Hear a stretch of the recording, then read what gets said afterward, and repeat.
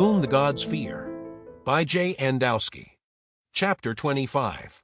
The Polo came out of the second jump within an eighth of an AU of the gas giant and its two near-Earth-size moons. The moons were oddly in the same orbital path with one another. One was an ocean world. It did not seem to have any land masses at all. The only solid surfaces on the moon were its two frozen polar caps. The second near-Earth-size moon had several smaller seas and large lakes. Its surface was mostly terra firma. It was this world that the crew of the Polo figured was likely where Demi and his crew must have settled down on. The gas giant, of course, was ruled out since most gas giants do not even have a solid surface. A third, near-Mars-size moon orbited too close to the gas giant. The gravitational pull of the gas giant tugged and warped the moon at its very core. It was covered with active volcanoes and deep rifts of molten lava. Two other moons orbited further out in their own orbits. Both were smaller than Earth's moon.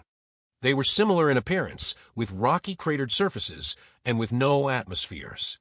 A handful of other much smaller moons were nothing more than mere asteroids that had been traveling too close to the gas giant, but not fast enough to break away from its gravitational well. They were also traveling fast enough, and not close enough, to end their existence by spiraling to their deaths into the gas giant.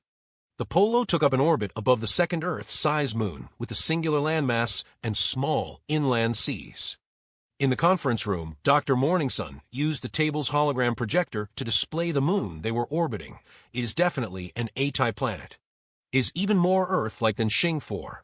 It is only a fraction smaller than the Earth, with a 0.90 g-force. "Any bit that helps me feel less heavy sounds good," said Glenn, rubbing his belly. "It will only make you feel less heavy. You will still look heavy," teased Hogan. The room gave a light chuckle. Dr. Morningstar continued, "The planet is one single landmass dotted with seas and large freshwater lakes and rivers. It is the opposite of the Earth being 3/4 landmass as opposed to Earth being 70.8% water. Therefore, one can imagine that it is an arid planet. Surprisingly, though, we have discovered large areas of lush croplands." "Crops? As in agriculture?" questioned Glenn. "Yes, Mr. Yeager, crops. There is an intelligent civilization on the planet. We have discovered small cities centered within these massive agricultural areas." "Have we picked up any radio transmissions from this world?" Glenn turned to Captain Rubel. "None, Mr. Yeager," responded the captain. "It seems from our orbital studies that they are pre-industrial." And Hogan added, "Yes, it seems they are. We haven't detected any fusion or nuclear power, not even large amounts of carbon dioxide emissions one would suspect from a fossil fuel-based society. It is safe to speculate that they are a pre-industrial people. A race. Beings," said Dr. Morningstar, not sure how to describe the inhabitants of the alien world. "Species," recommended Dr. Hogan. "They do not have any satellites." "So they are definitely not a spacefaring species," informed Captain Rubel. "They will most likely not be able to manufacture advanced hafnium carbide-based ceramics." Glenn asked. "I would assume not," answered Dr. Verne. "That would be way out of the reach of a pre-industrial society." "Why?" "The shuttles have advanced hafnium carbide-based ceramic heat tiles," pointed out Lieutenant Commander Wdowski.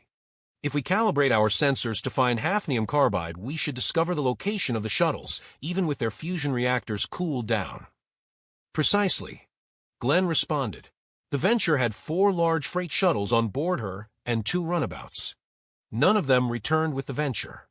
It was one of the reasons we had thought that they may have never left the surface of Shing 4, and that the Shingnese were holding them. If we find the shuttles, we should find Demi and his crew." Glenn dismissed the meeting until they were able to find the location of the shuttles on the surface. Wdowski asked to stay behind to speak to Glenn. He also asked Dr. Verne to remain behind. Granite chose to remain. "Yes, Lieutenant Commander." Wdowski nervously cleared his throat before speaking. Glenn noticed small beads of sweat on the chief engineer's forehead. "It is about my studies aboard the Shingnese vessel." He cleared his throat again. "It seems the Shingnese are not as backward as we thought." "What do you mean, Lieutenant Commander?" asked Granite. "Their power source was not fusion." "They are using fission reactors?" "That is less advanced, not more." Granite was puzzled. "No, not fission and not fusion. Their power source is matter-antimatter." Glenn answered. Wdowski was surprised with Glenn's answer. "You knew." I had my suspicions. How are they able to economically produce enough antimatter to power a ship? Asked Dr. Verne. My sources had informed me that they had discovered a natural antimatter cloud on the edge of their system over a decade ago, responded Glenn. I became suspicious when they showed no interest in our cold fusion reactors. The ships the Hawking had encountered were all fission-powered. I figured they must have been working on a matter-antimatter power system for their ships. When we entered their system, and those scout ships were able to travel at double the speed of our fastest sublight engines, it confirmed to me that they managed to find a way to control the matter-antimatter reaction for ship propulsion. Had they learned to weaponize this? Asked Granite, extremely concerned. No, answered Wdowski, they had a separate nuclear reactor to power their laser systems, and as you noticed in our encounter with them, they were using conventional chemical-based propulsion for their missiles. Not cold fusion? Asked Dr. Verne, stroking his gray beard. No, fission reactors, thorium-based to be exact. Wdowski transferred the schematics to Dr. Verne's forearm-com. Looking over the schematics, less radioactive waste than uranium, based at least. Dr. Verne commented, the reason I am telling you this is I am realizing that if all the Shingnese vessels are powered by these engines, we may have only 2 months, not 4 months as we first thought. Extremely worried, Granite pointed out, there is also the possibility that some of their newer ships have antimatter weapons. Actually, according to their ship's computer, the information we obtained from them, the scout ship we boarded was one of their newer class of ships.